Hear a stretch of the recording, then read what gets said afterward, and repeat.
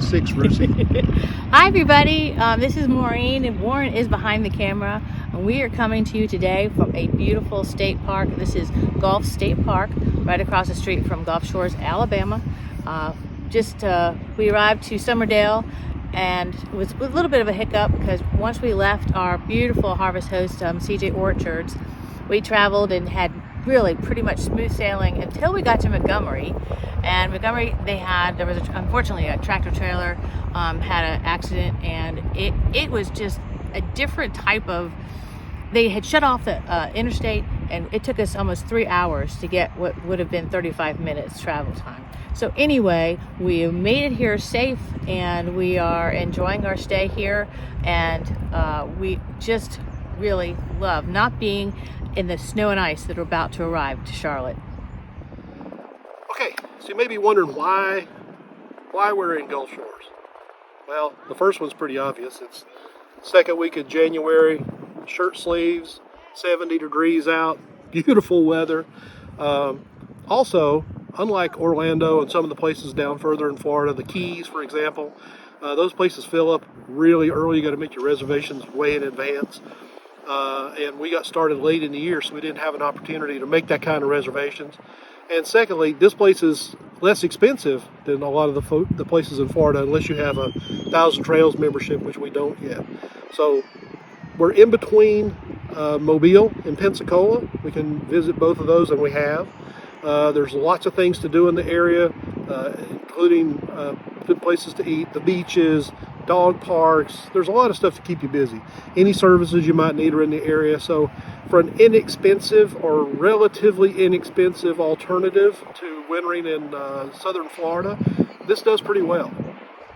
All right, we're going to talk about Summerdale, and where we are staying is a lovely park. It's called Rainbow Plantation, and what makes Rainbow Plantation so special is that they are connected, and it is a park for escapees, and escapees is a RVers club membership that you can sign up for, join, and they help you do many things, as well as they have their own parks, but they help you re-domicile, they help you with meeting people, they help you with discounts where you go. So where we are staying at Rainbow Plantation is pretty much what we've discovered is low frills to no frills park.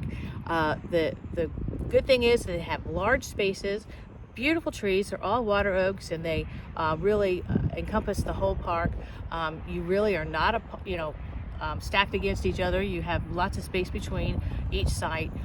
These are full hookups. It's very inexpensive, but that's the best part. The not so best part is, as I said, low to no frills. They have no Wi-Fi. We had originally thought in their paperwork that was the case, that you could buy Wi-Fi, but they discontinued that, and we didn't realize that until we got there. So basically, we have where every other park we have been at has had internet capability, but right now no internet, no Wi-Fi is a difficult task for us that want to kind of be able to have access. It's really been all streaming. So we've gone through our data plan, pretty much blown through it in the first 2 days. So Wait. Let's not gloss over that. Blown through it. So it is blown. Yeah. So we have hoovered up a month's worth of 5G data in 2 days. 2 days, and well, we stretched it out another week to see. We got throttled for a week. Yeah, and so I'm saying we blew through our full speed 5G in 2 days. In 2 days. So we're together going. We're probably going to end up going to Verizon and speaking to them to kind of we're going to have to increase our plan. Either that, or we're going to have to stand on a street corner with one of those buckets. Yes. Feed me, please. No. We'll work for internet. We'll work for internet. All right, everybody. If you remember from our last video, the bedroom slide was not working. Well, the good news is we got it fixed. I was really worried that it was going to need a new slide motor or something else super expensive. We got it in manually, secured it for the road, wanted to get to where we were going to be for a while so I'd have time to kind of mess around with it, and dug into it. The good news is it's healed, just like Ernest Ainsley. Yeah. It's healed. It's healed, and it even works faster. Yeah. It really, like, Yeah, so he released it. I checked the voltage, coming into and out of the motor. Everything's fine. Switch works fine. The only thing I can figure out is that when the motor must have been in a bind, and when we disconnected the motor from the shaft and then brought it in manually and then reconnected the motor, it cleared that little glitch somehow or another. But the good news is she's working like a champ. Didn't cost us anything, so that's great. The other issue we had was the GFCI circuit in the camper stopped working. Well, the GFCI wouldn't reset. And when that happens, nothing in the kitchen works. All the outlets in the living area don't work. And so in my rudimentary troubleshooting skills, tried to reset the GFCI, that didn't work. Ended up going to get another outlet, putting that in, that didn't work. And then true confessions time, finally figured out after all that there's a circuit breaker on the inverter, a 20 amp circuit breaker on the inverter that had popped. And had never known there was any circuit breaker. Didn't even know it was there. But once I reset that circuit breaker, everything came alive, everything's great, all the voltages are great. So again, I gotta work on my troubleshooting skills. But well, let me tell you, he's very humble, but I'm very proud we were able to. Warren helped and did the most he could do. Yeah, I did what I could do. But anyway, I'm proud. I keep discovering new things about the bus, and for the most part, they're good things. And it's really good things in this one. Yeah. So we were having some limbs that were scratching during high winds.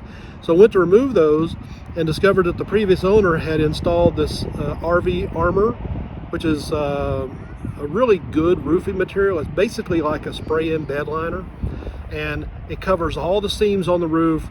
It has about a 4-inch overlap at the front and the rear, and it's as hard as like a spray-in bed liner in your pickup truck. This thing is great. I mean, nothing's going to scratch it. It's not like a rubber roof on typical camper that a small limb or something can tear. This stuff is tough, and it's got all the fiberglass roofing and the insulation underneath that. So we're really, really happy about that. Glad she did it, and just keep finding out new things that we like about our bus. Well, there's no dog park at the RV place, but the city of Foley has a really nice one. Only about 6 or 7 miles from the park. Bo fully endorses. 4 thumbs up. Making new friends. Good morning. Morning. Hello there.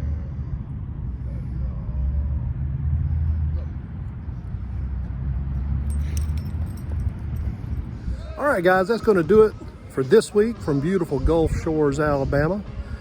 Hope you will click the like button, subscribe to the channel, and click that bell for future notifications so you're informed when we put up new videos. So you guys take care, stay warm, stay safe, and we'll see you soon.